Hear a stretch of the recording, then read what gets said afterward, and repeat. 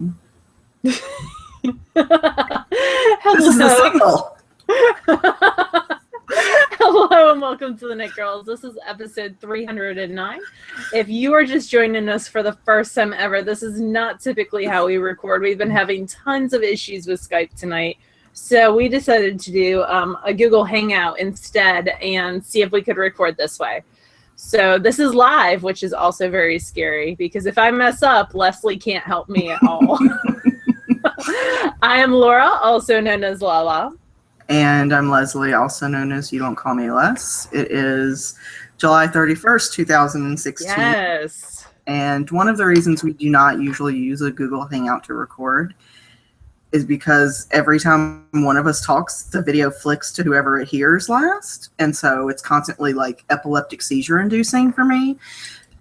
So we're going to be sort of manually switching back and forth. And basically, we're going to do this until I move, which is in about 3 weeks, because it's not worth the hours it's going to take me to figure out why the other one stopped working and insert 2-minute long rant about technology here. We're just going to move along. We're going to move along. So I'm going to make Laura the presenter. And Ooh. Oh, crap, I just hid you. That's not what I wanted. Oh, I muted you too. Damn it.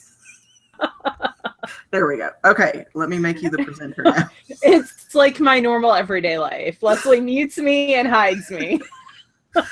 All right, so I am working on two things. The first thing, which is in my hands, is the Rocketeer hat. It's kind of scrunched together.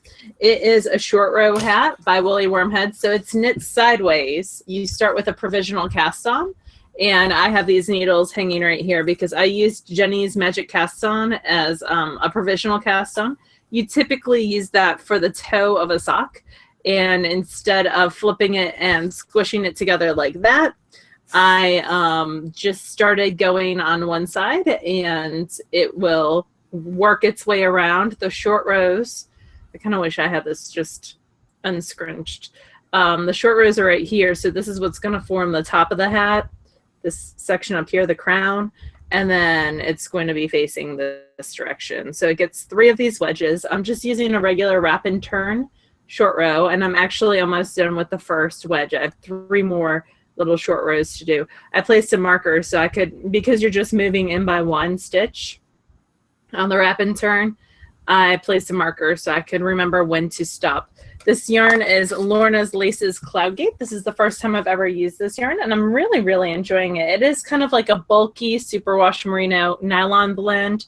It's 120 yards. It's machine washable. This is going to be a kid's hat. But hopefully it'll fit my head because the kid that I'm knitting it for has a head that is equal to a size of mine. So hopefully it'll still fit. And this is the healthy head. Yes, this is the Mantis Shrimp colorway. It is a colorway that is exclusive to A Good Yarn in Sarasota, Florida. And I like it. It's bright and cheerful, and hopefully I think it'll be good, like, not to get lost. Yeah. So, and the short rows are doing interesting things with the color. Like, it's not really pooling, which I really am enjoying as well. And this is being knit on size 9 needles. I can't tell you the last time I used size 9 needles. So it's going fairly fast. I'm excited to see how far along I can get on that. The other thing, oh, and that yarn is in my yarn it because I had to hand wind it into a ball when we were at SSK. It was not behaving well for our minions who were winding it. So it got hand wound instead. And this is a yarn it. They're produced in Canada. And it can roll all around in there and still come out. And this little like base is kind of rubber, so it's not moving. You can see yarn it right there. So it's working out well. It's just sitting over here chilling as I knit. The other thing on my needles is some nomadic yarns. This is the McGonagall colorway. It is, I can't remember which base it is. I'll have to look it up. It's either, it's one of the fingering weight bases. I think it's the Twisty. And yeah, is it Twisty? She's got a Twisty, yeah. Okay.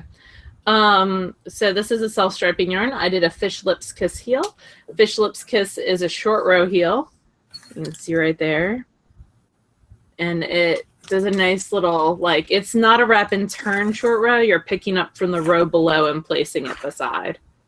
So we'll talk a little bit more about this episode for me is all about the short rows.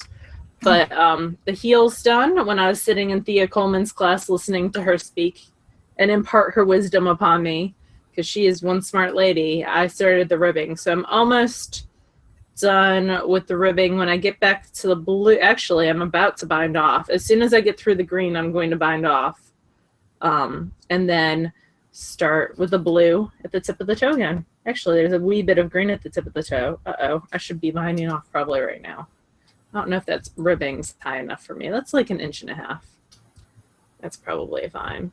Anyway, so that is that. Knitting it on size 0, Haya Sharps, 2 Sarks, and it's just going well. And that is in a Tangled Skein Owl's bag, because we are all about the Harry Potter.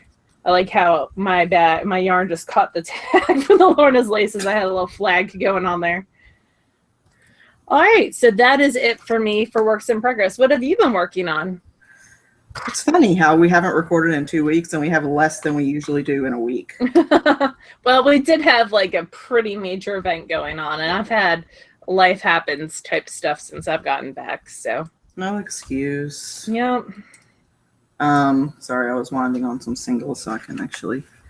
Okay. So the only thing I've touched in the 2 weeks since we have, I need to make myself big now. Yeah, you do. I hate doing that. I'd rather look at Laura than myself. No. You are presenting to everyone. Yeah. Yay. Okay. So the only thing I've worked on in the 2 weeks that we have, only knitting I've worked on in the 2 weeks since we've recorded is the stripe study, because it's garter and pretty mindless, assuming that I'm not chatting up people and totally knitting across a row instead of only 20 stitches and then turning around. Did you not use stitch markers to mark that? No. Okay. Because I can tell when I'm knitting it, like normally if I'm just watching TV or something, yeah. When I'm knitting it, I can feel when I've come on that wrapped stitch. Mm-hmm. So, in my head, knitting in front of the TV is totally the same as knitting while I'm running a 150 person event. Like, it's completely the same. Totally the same. So, yeah, I didn't. So there were a couple times I had to, go back. Oh, it's grown quite a bit, though. It has. So I'm on my 3rd color, barely. The first is this, like, cherry red, and then it goes into this slightly darker red, and now it's in this, like, other red. I don't know. I'm terrible at color and color theory. Like, other red. This is the bigger half, and then there's one side that's not quite as wide because you do most of the short rows on the one side. Asymmetrical. How are you doing your short rows? Are you wrapping and turning? I am. I'm just doing a wrap and turn, and I'm not picking up the wraps because it's garter stitch and you won't even see it. Yeah, you won't be able to see. I'm on the 3rd color. This is Leading Men Fiber Arts Cherry Pida London Fall Gradient. I got it at SSK last year. I did not get a single gradient from him this year. That is not to say that I did not purchase things from him this year, because that did happen. Anyhow, so yeah, this is pretty much the only thing that I've worked on. I have no finished objects. Okay. Is there anything else that you wanted to say about that? I have finished objects, actually. Oh, good. Then let me make you presenter again. Okay. Back to you. Back to me. So the finished objects that I have is I have a pair of socks. These are, it's by the same person who did Vanilla is the New Black, and it's a vanilla reversed. So what's different about these is that these are knit from the toe up, which is kind of my preferred method of knitting socks. So I was really excited when she released this pattern. So you knit from the toe up, you create a gusset, you turn the heel, and then you do the ribbing at the top. So on one of these socks, let me see. So this was the first one that I knit, and I wasn't paying attention. So I just did wrap and turns for my heel turn. Mm-hmm. And then they looked a little bit sloppy, so I knit them through the back loop when I picked up the wraps to do the knit two together, so they would be a little bit tighter. The downside of that, also Humberto helped and broke my yarn because he's a super good helper. The downside of that is, you can see my end, there's a very distinct line right there. So this sock is supposedly reversible, completely reversible. So you can just reverse it and it's the same, except with reverse stockinette. I also am not a huge fan of, so you're doing the ribbing and your SSK, well, your knit two together and your SSKs are right on top of each other. So I always get that line, but I haven't blocked these yet. I'm hoping that'll come out. I wish there was one stitch in the middle. So if I knit these again, I'm going to add a stitch right there. You see what I'm saying? There's those ladders right there. I thought there was a stitch in between. No. Unless I messed up their pattern, which I is doubt you would mess totally it up possible. like No, it could several happen. times in a row. I mean, so the short rows that she suggests are the ones where you pick up the bottom stitch, like you pick up below. It's like the twin stitch, which is actually used in the. I just used the same version of that that's done in the Fish Lips Kiss Heel because that was fresh in my mind. So this one is more reversible. So when I take this off, I feel like there's less. I guess there is still a line. Okay, let's not look at that part. I'm going to give you some advice that Cookie A gave me at the second spring fling when I had knit some socks for her Knit Sock Love book. I was really harping on how my SSKs were not nearly as like neat and perfect as my knit two togethers. Like they didn't seem to like line up quite as perfectly and look quite as beautiful. And so Cookie, picked up this was during one of her classes or after, I can't remember. And so she picks it up and she looks at it and she examines it and she's like, yeah, I think you're just being too hard on yourself. Well, these are for you. So I know. They're my birthday socks. Yeah. They're your birthday socks. So yeah, that middle line there, see, it's worse on this one. The more I think about it, you're right. It's because it's 2 stitches or 2. Yeah, I think once you block it, it'll be fine. It's 2 decreases right on top of each other. So yeah, I think when I block it, it'll make it better. But in the future, I'm just going to increase a stitch there and just carry it up and then just decrease it up in the stockinette up here. And done. I really like the pattern though. It's very, very smart and very clever. When you were knitting that, was between the 2 decreases, were you switching needles? Nope. Or was that was in the middle of a needle? Yep, that's in the middle of the needle. So, yeah, so it's interesting to see how the short rows compare. And then, because you can definitely tell that this one is twisted. But I wanted to try different. I won't hold it against you. I'll still wear them happily. Will you still wear them? And this is, I kind of skipped some steps. So this is Desert Vista Dye Works, and everybody knows my name colorway, which is a Cheers reference. And I went to Cheers this month too. So like I feel like it all works together. And these are Leslie's birthday socks. So they're a little bit, I can't try them on me because Leslie wears a 9.5 and I wear a 10. Yeah. Oh, in regards to that, so the pattern says that for the size that I did, which was the 64 stitch, that you should start the heel 3.5 inches before when you want it to the final measurement. I started at 7 inches, which would have made this 10.5 inches. It is 9 3/4. So wow, my row gauge was not the same as hers, which is fine. Like, it's odd for me to be small in any way. But it yes, it's a little bit different. So I know that now when I knit these for me, that these would not fit. I would have to go to 7.5 for sure. And they fit, but I really have to pull on them to get them to go. I'm trying on your socks. It's okay. So that is it for me for finished objects. The only spinning, and it's not really spinning that I've done, this way Leslie can wait to make herself big, is I've been washing some fleece. So at Maryland a couple of years ago, we bought a merino cross. I think it was a merino Cordale cross. It was, yes, because mine's already washed and carded. Yep. Mine's not carded, but it is now washed. So you can see the lock structures and it's all clean and washed. And I think I'm not going to card it. I think I'm going to flick these open. Yeah, you probably could. It was really soft. And I'm just going to flick it and spin it from the lock. And I think I'm going to do something like a featherweight that I want a 3-ply, but I want a 3-ply of like lace to fingering weight. And I think I can get that off the lock. So we'll see. But yeah, like I can just play with them and floof them pretty well. Mm-hmm. So I don't feel like they have to be carded. They don't. And when I carded mine, they actually turned out super dense. Like I really packed a lot into each bat. Wow. So you could definitely do without the carding. Yeah. I think that will just... Yeah, I have a flicker right here. So when we talk about flicking, or I did, where'd it go? I don't know. I had a flicker over there. It's just like a wire brush. Yeah, it looks kind of like a dog brush. Yeah, and you can use a dog brush. Oh, here it is. And you just flick open the locks with it.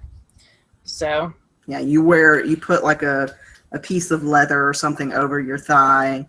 And I use my spinning cloth. Yeah. And then you just flick against it to open the... Yep, and I've been flicking on the pockets, which you can tell are getting a little bit like worn because of that. But yeah, a piece of jean works really well. Mm-hmm, like not jeans that you're wearing. Right. But like if you have jeans where the seat's worn out or there's a hole in them. Or they used to be your fat jeans and now you wish they were your skinny jeans. You can use those in order to flick on those. So that's all I got for spinning. I have some stuff that I'm plying and replying because Leslie plied the Cordale for me. And I like more twist in my ply, so I'm going to add more ply to it. And then that's going to be our Patreon giveaway for next month. So. Can you hear that little whining sound? Yeah, what's that? That's Michael and his little vacuum. And that little vacuum, I swear I hear it in my dreams because randomly throughout the day I'll hear it. And yes, this is me complaining about my husband using a vacuum cleaner. But it's not like a big vacuum cleaner where he cleans the entire floor. This is like one of those. It's like a dust buster essentially, but it's a more modern version. And he'll just he'll pick it up because he wants one little corner free of dog hair, and then the rest of the thing is still totally covered. But he wants that one little corner clean so he can do something over there. Anyway, I'm supposed to make myself big. Make yourself big. Present to everyone. Yay. Okay, you actually have real spinning now. Yes. So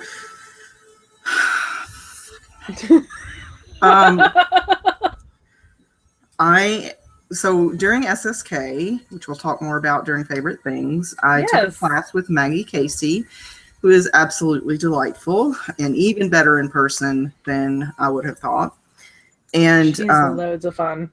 She taught us a lot about blending with color and how to sort of take a colored roving and make it kind of do what you wanted.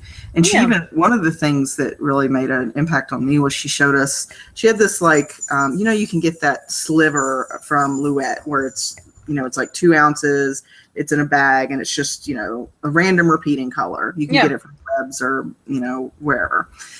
And so she had some of that, and it was in a very common color that you can still get. And she had 2 samples, and one was where she pre-drafted it, and one where she hadn't pre-drafted it, and it's such a visible difference. Yes, because when you pre-draft, you jumble the fibers and you add air. Yeah. And it changes your color, which I never thought about before. Yeah. She had some really, like, once she explains it to you, you're like, oh, yeah, that makes total sense. Why haven't I thought about that? But, and I asked her during the class because Laura and I are very different spinners, and Laura can really embrace the technical when she wants to and make things. I like the one when she wants to. Well, I mean, put you on don't there. always necessarily want to be technical, but like you understand grist and you understand twist per inch and like all these things. And so I asked Maggie Casey, I was like, what is grist and do I need to care about it? And she's like, no, you don't really need to care about it too much, but here's what it is, and it's basically, just the amount of twist and the degree and all that, so she did explain it, but she's like, unless you really want to be a technical spinner, there's no reason to be. So yeah, that was cool. So anyway, after the class, one of the attendees who came is Continental Kim, and she's someone who is an amazing spinner. Amazing. And I've always like just coveted everything she's put on Instagram, and she's not just an amazing spinner. Like she's doing this college degree thing where she's having programming and all this other, and she's very nice as well. So anyway, Continental Kim was there, and she actually had never had a formal spinning class, like period. But she spins this beautiful yarn. And so I wanted her to sit down with me because I didn't get a chance to take Maggie's lace class, which is something I would like to be better at spinning thin. So I asked her to just sit down with me and sort of show me the method that she uses. You asked Kim to sit down with you. Yes, thank you. So she did on Friday, like afternoon-ish, when the vendors were setting up and, they really didn't need us for anything. I sat down with Kim, and she showed me this technique, which once we move, I'm going to do a video demo of it. Right now, there's just no way I can make it happen. But it's kind of this meld of supported long draw and short backward draw. That's the closest description I can come to. And maybe it's something really established that I just don't know. It's very possible. But anyway, she gave me this one strip, about, I don't know, a yard long maybe, of targi. This targi that she had processed at Morrow Fleece Works, I think. The place that Gigi I need to send a fleece off tomorrow, I think. And once she showed me this technique, I took that one yard strip of carded fleece. So it was a lot of air. It wasn't like a yard of top, which was it would be much denser. So let's talk about the difference. I'm going to interrupt you for one second between top and card. Yes. So top, all the fibers are going the same direction, and that's typically what you buy braids of. Carded is run through a carder, and all the fibers are jumbled and going different directions. Yes. It's like the difference between me walking my kids to lunch and me letting them go on their own. Yeah. And whereas top is processed, is at a mill or whatever, and is processed, and it can be really condensed, and a lot can be packed into a small space. And you can, draft it out or sort of flick it and air it out a little bit. You're going to, your per inch, you're going to get a lot more fiber in than you typically will with a carding. Carding is usually airy enough that you can see through it if you pull it into strips. Yeah. So anyway, she gave me this 1 yard length of it. And after she sat down with me, I kept on, over the course of the next couple of days, I kept on spinning on that one little 1 yard thing. I think it probably took me And which wheel were you spinning on? Because I can't remember. Well, I tried on the fancy, really pretty one, the Saxony, but I can't remember if it was a shock or the Lindrum. Okay, yeah. I tried on that. Even when I had it going as slow as I could go, it was too fast for me. I couldn't get it slow enough to where it is the smallest whirls on there too. Well, I couldn't make it go slow enough for me. So I switched to a matchless, which was it was Kim's matchless, and she switched over to the Reeves because she's got one of those at home as well. She does. So, we have this. We're wheel buddies. We have almost all the exact same wheels. But so I sat for probably 3 hours total, and that 1 yard ended up yielding me a 2-ply of 50 yards, which is way more than I could have expected out of it. I was really Do you know how many grams that is? It is 5 grams. Oh, wow. Seriously. That's awesome. For me, you got 100 yards amazing of singles out of 5 grams. Out of 5 grams. That's really awesome. And I didn't my fingers didn't fall off from being sore because it puts no pressure the way that I typically spin thin, which is probably wrong. But this way it puts no pressure. Let's see if that thing will there we go. That's a little better. Sorry, this camera setup sucks and there's not a whole lot I can do about it until we move back. Anyway, it was super awesome, and I'm looking forward to doing the demo because maybe it'll help somebody else. Because when I spin thin, usually my thumbnail is digging into my finger the whole time. Really? And so after a while, it's because I do a short forward draw usually. And after a while, I have to give up. I can't do it anymore. So anyway, with this in mind, I came home, and I really wanted to spin But I kept talking myself out of it because I don't want to start any big projects before I have to pack everything up.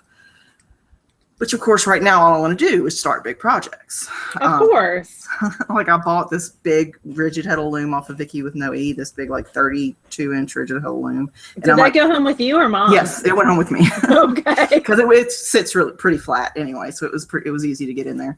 But I was like, man, I just want to like warp that sucker and weave out a few strips and put them together and make blankets. It'll go so fast, and it probably will. But like now is not the time to start a giant project like that. That's so true.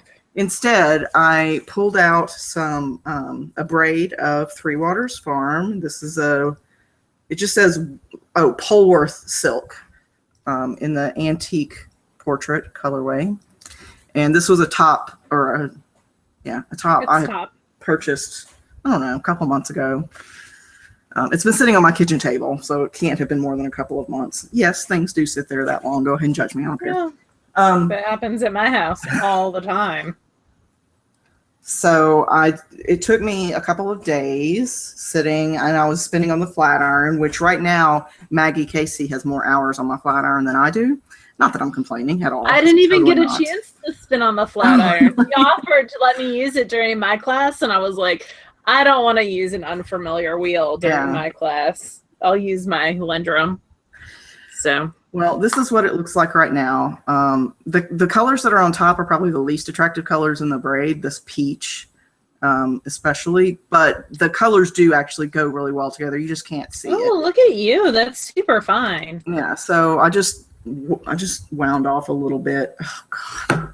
I'm so terrible at this. Anyway, I just wound off a little bit to give an idea. So what are you terrible at there? Because it looks pretty awesome. I mean, winding things on is what I meant. Following basic directions with things, you know. I'm really enjoying it. I probably won't get anything more than this one braid spun before we move, but I'm actually really enjoying spinning thinner now, which is something I didn't think would ever happen. Yay. And so, and I'm happy about I'm happy about the singles that I've gotten so far. Good. I hope that I like the 3-ply because I broke it into 3 sections. Okay, see, that's what I was going to ask. Okay. So when you 3-ply, it's going to tone down the colors a little bit. Yeah. Now, keeping in mind that when I split it in 3, and I just split it lengthwise. I just sort of made a little squiggle and then split it so that there were 3 even sections. The colors lined up perfectly. So it must have been dyed that way intentionally. Yeah. Which is fine. It probably won't end up that way, and I'm okay with that because right now I'm just spinning for length. You could wind off, and I could and try to make it match, and I might. I don't know, but we shall see.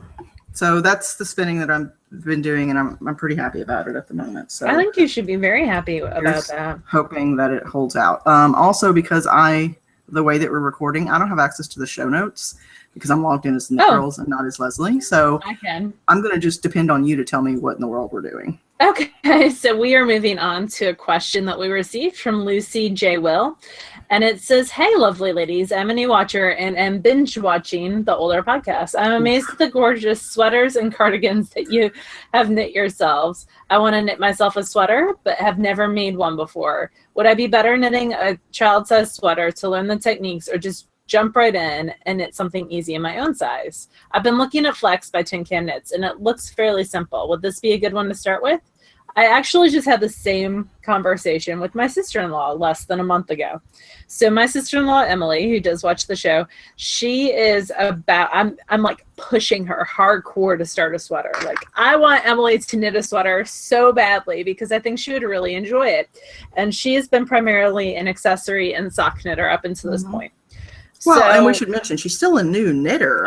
She's only been knitting like a year and a half. Yeah. Like, it's amazing. She does amazing. And Mom got her spinning like this past trip that's too. Awesome. So I want a Jerry Brock drops Turkish spindle. So I sense a wheel in the future. My brother's like, no. So Emily does amazing work. She does a lot of shawls. She does fingerless mitts. She does a lot of socks.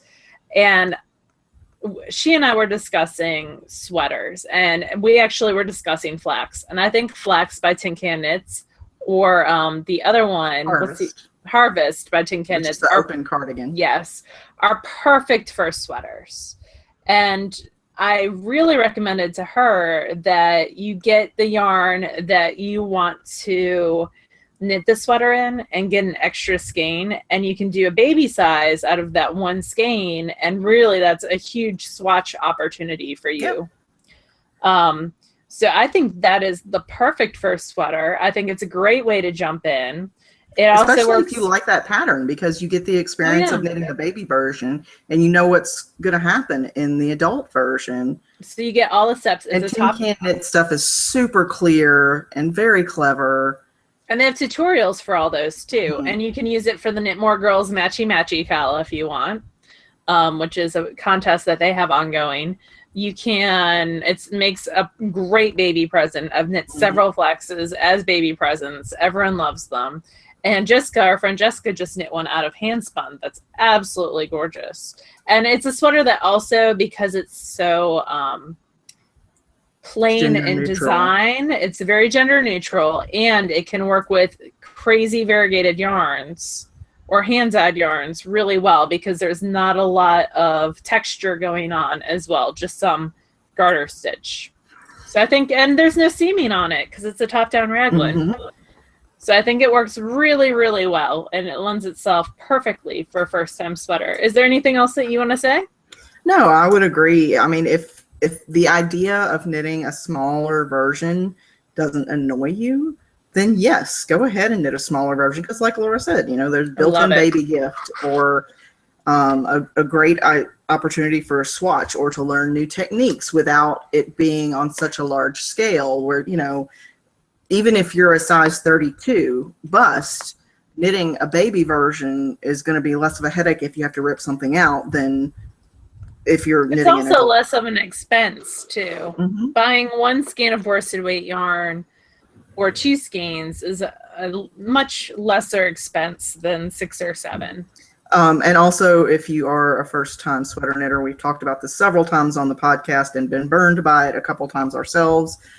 If you are using a hand-dyed yarn, which is anything produced by anyone aside from like a big name company like a Barocco or something like that. Not machine dyed. Right. Then you want to alternate skeins. Even if they look perfectly matched in the skein, every other row you want to use, you want to wind off 2 skeins, and then every other row you want to use the opposite skein. It mixes the colors so that if there's any difference, it's hardly detectable.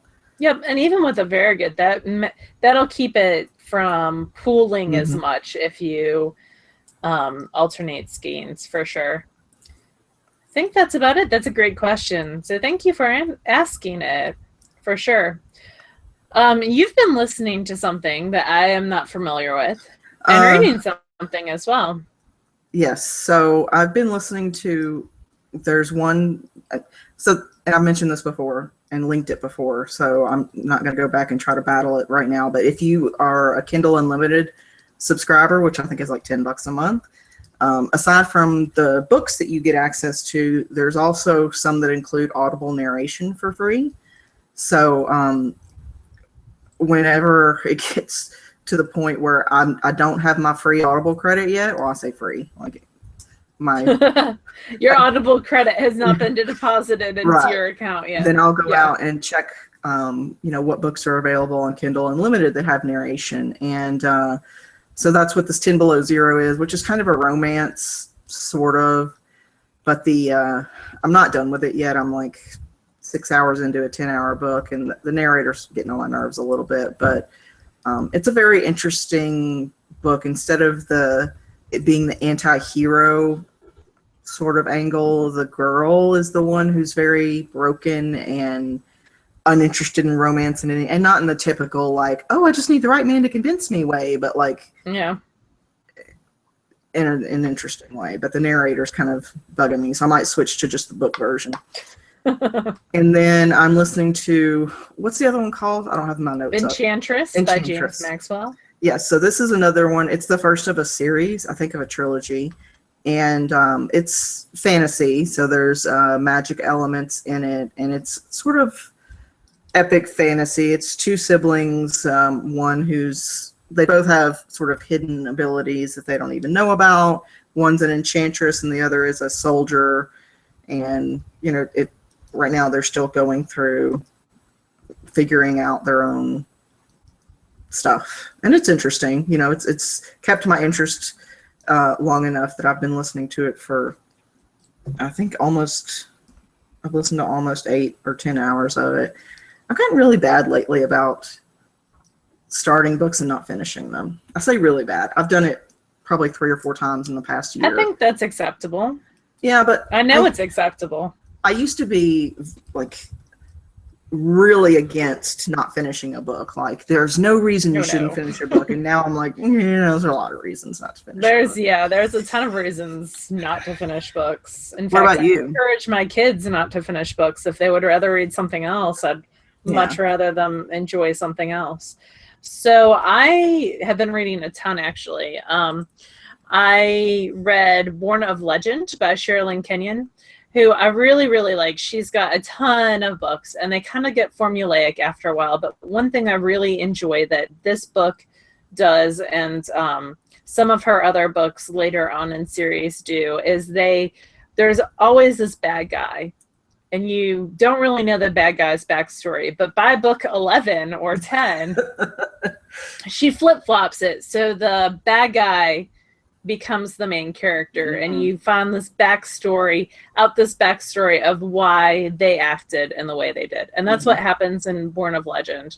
So it's sci-fi, takes place in outer space. There are a lot of characters to keep up with, which is not my favorite thing. And I've read all the rest of that series multiple times. I did not buy this one because by the 11th book in the series by her, I moved to library only. And it was good. And my favorite books by her are the ones where she flips kind of the villain into the hero. And you really understand what drives that person to behave in the way they do. Another series that just ended is the Rock series by Nalina Singh. She is known for a lot of her paranormal stuff, shapeshifters, and then she's got an Archangel series. This is a modern contemporary romance. It follows 4 main characters, and then one of them's best friend, and the 4 main musicians who have not the best lives to begin with.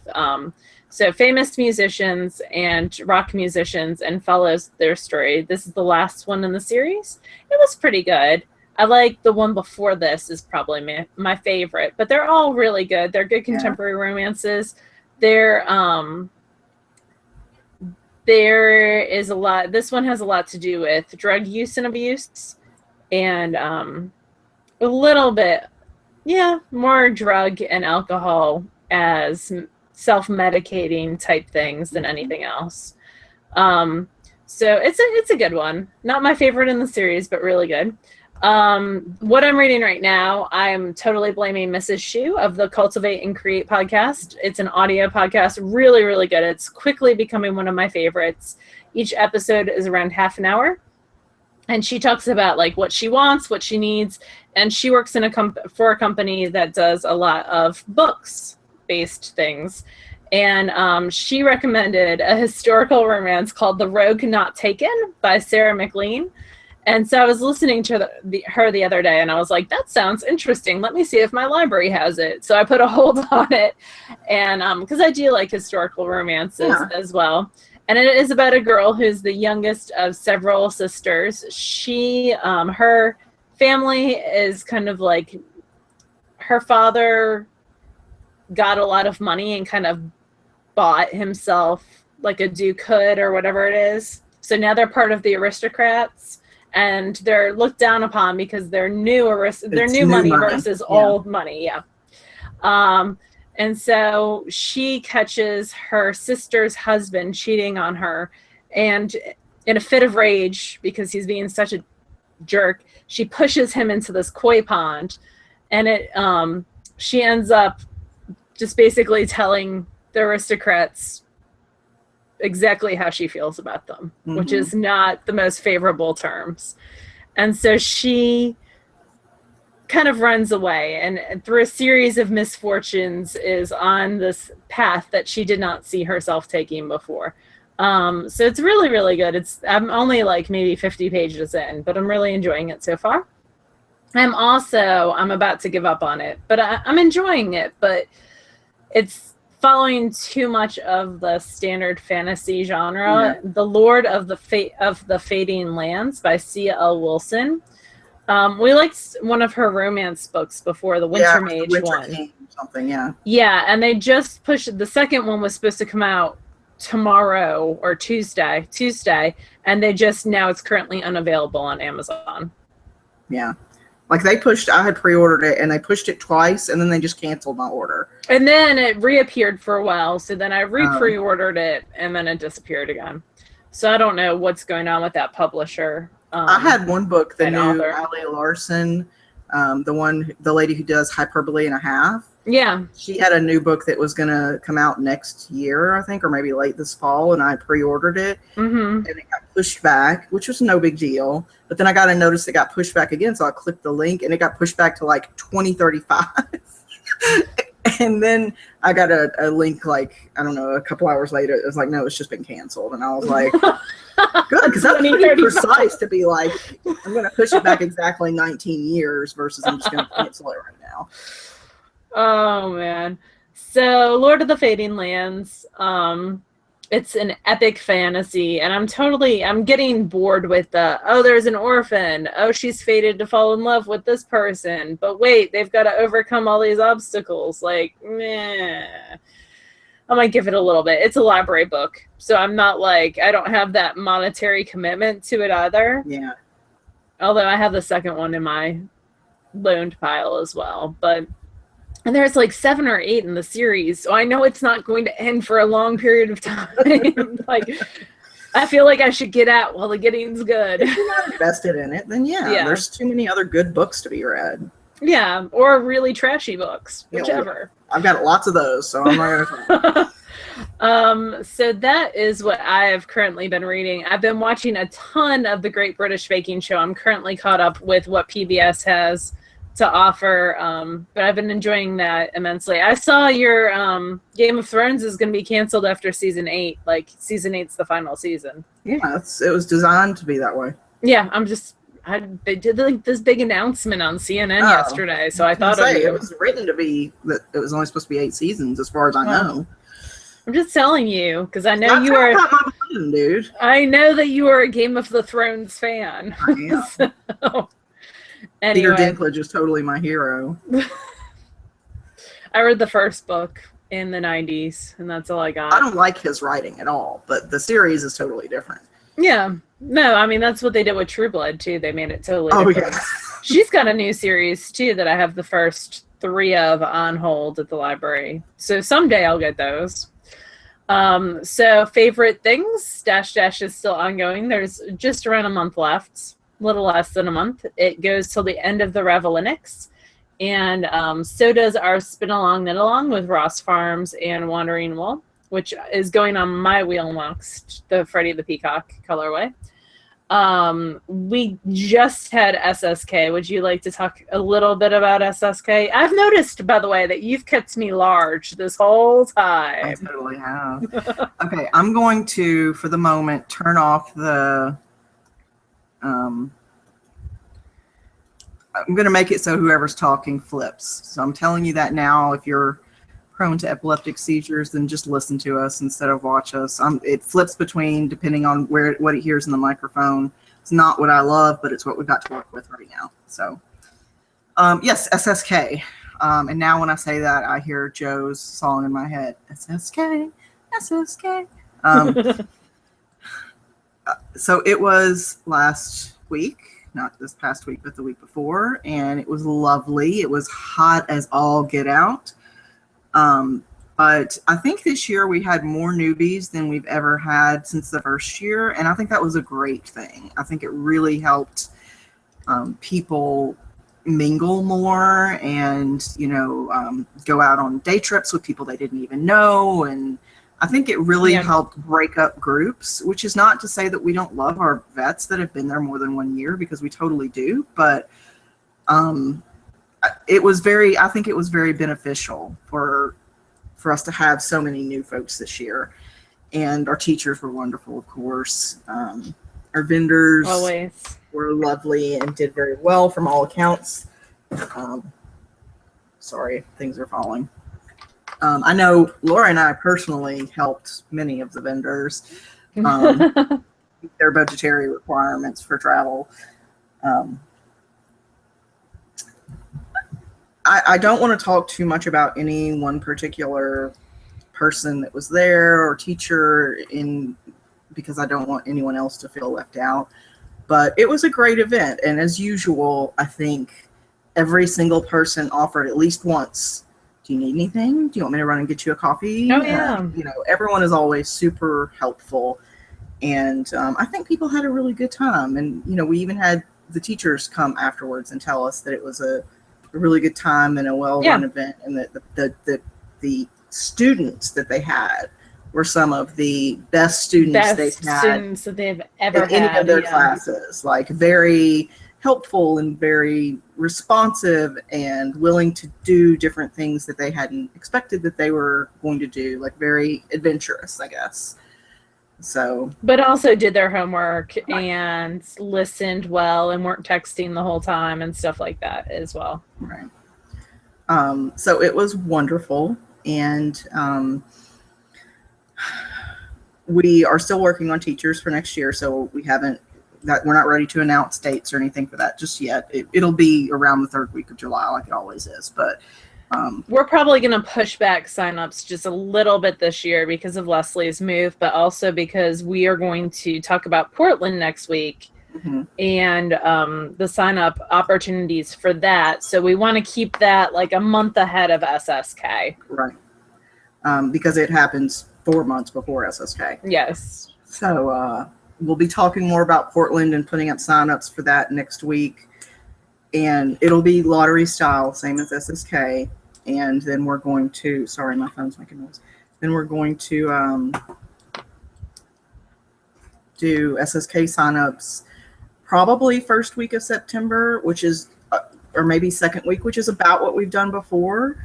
So it won't be very different. But we'll do vendor signups at the end of August. Yeah.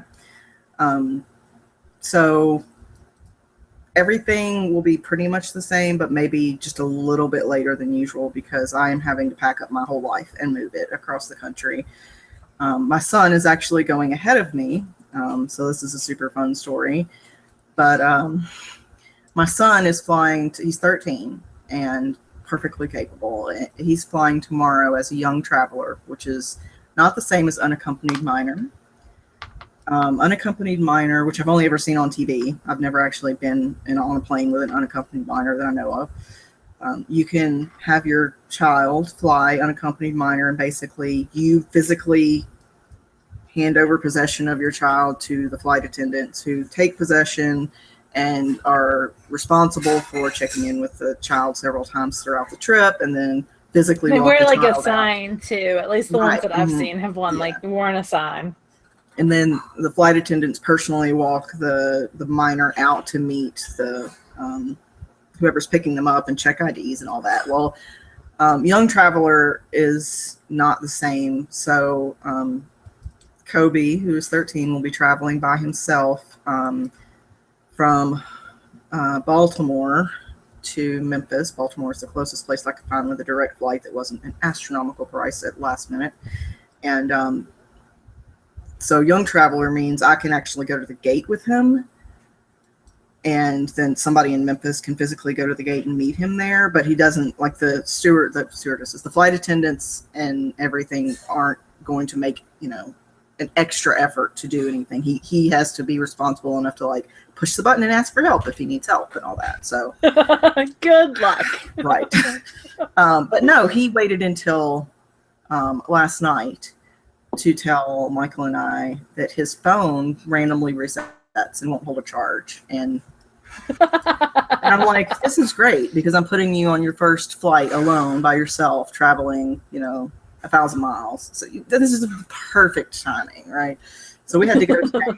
Michael tried to fix things and sort of made it work, but there's like a connector broken, and with more time, he could probably fix it. But we basically had to go and get him a new phone today. And, that's fun. Yeah, on a Sunday. So there was one place open in like 30 miles. Because apparently cell phone places, I didn't like up here for the most part, places are still open on Sundays. Yeah. But anyway, so he had to get a new phone, which let me tell you, he's real broken up about being able to put Pokemon Go on his new phone.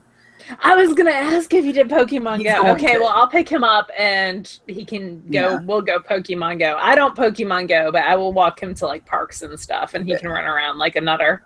He got a phone that runs Android. His other phone was a Windows phone, and I guess there wasn't Pokemon Go for that. But there's for Android, so he's so excited. Good.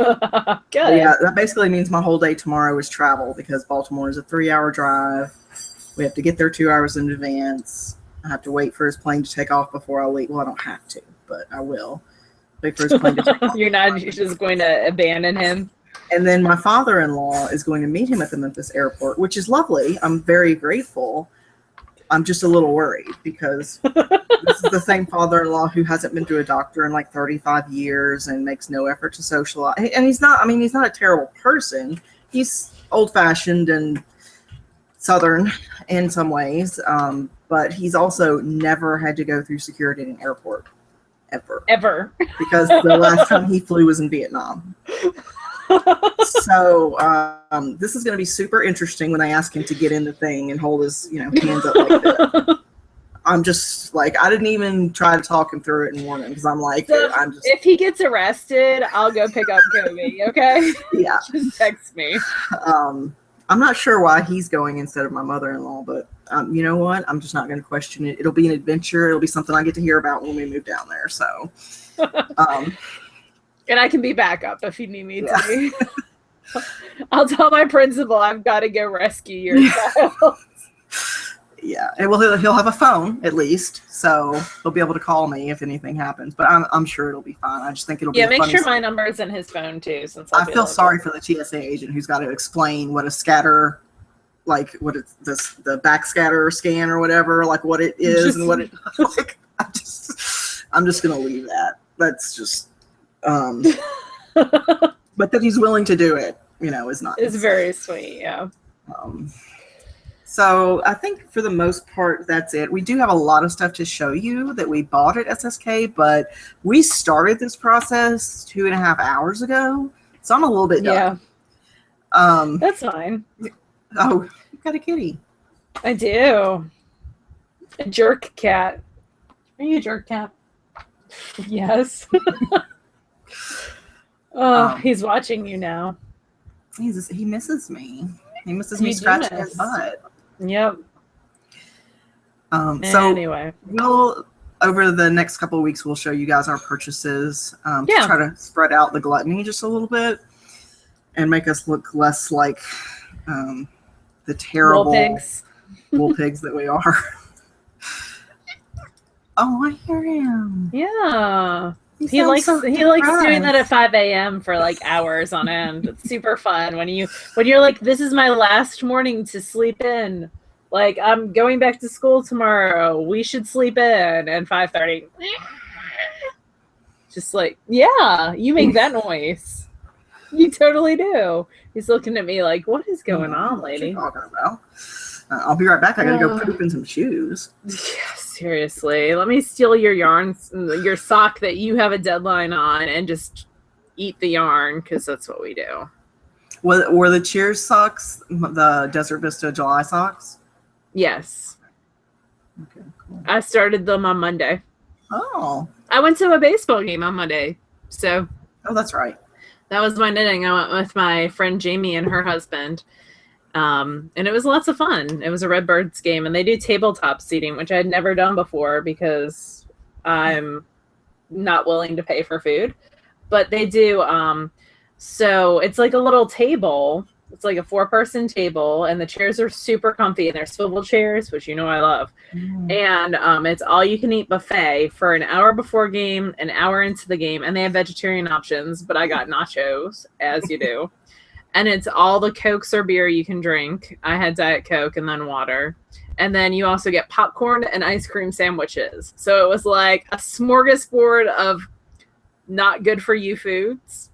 And the tickets still were not that expensive. Yeah. They were like $35 because it's Redbirds, which is St. Louis's Cardinals, like Division 3 team. Yeah. AAA team. So, and their pitcher had like an ERA of like 19, which is terrible. And they lost by a lot. But it was but fun. It doesn't matter if you've got all you can drink beer for $35. I had Coke. Well, yeah. But yeah. And there were only like 50 people in the stadium, so, you know, it was sad. Okay. But Jamie went 4th of July and said it was like filled up, and they had been filled up. It was just like a weird Monday night with scattered showers and a heat index of like 115. So it wasn't like the most popular time to go ever. Look at him. He's so ridiculous. Yeah, he had his butt in your face for about 10 minutes. So I'm going to make you presenter to everyone so we can see. Oh. And you can see my messy room. Okay. Yeah. What's going on? He can't hear me, but still. Okay. Anyway. So that's me and my cat. Okay. Well, so thank you to all our Patreon people. We will be drawing for the Patreon giveaway for August next week so that I have it to show. And I'll show Stash prizes again next week. And we will just... Oh, I'm teaching at House of Yarn in September, which is going to be super fun. And then I'm going to SAF, and Leslie's going to come with me. She doesn't realize it yet. No, I want to go to SAF. Good. So I'm going to go to SAF, and I've already signed up for a Best Smith class on fleece. So I'm super excited about that. That's awesome. So... that is it, I think. I hope to see some people in Nashville in September. It's going to be tons of fun. It's like the 17th. So. Yeah, if I'm settled and everything, I might go with Laura and share her hotel bed and snuggle up. Yes. All the snuggling times. And you get to see Vicky then. And Meg. And Kelly. Stanley. So, and Kelly. And Stanley. Yeah. So there's lots of fun people to see at House of Yarn. And we could go to Craft South because we haven't been yet. I know, I didn't get to go this year. We didn't get to go because we got so bogged down with other stuff, but it's okay. Like returning a U-Haul that we had to rent to take everything to SSK. Yes. Well, you guys have a lovely week, and we will talk to you again next week. Bye, y'all. Bye, y'all.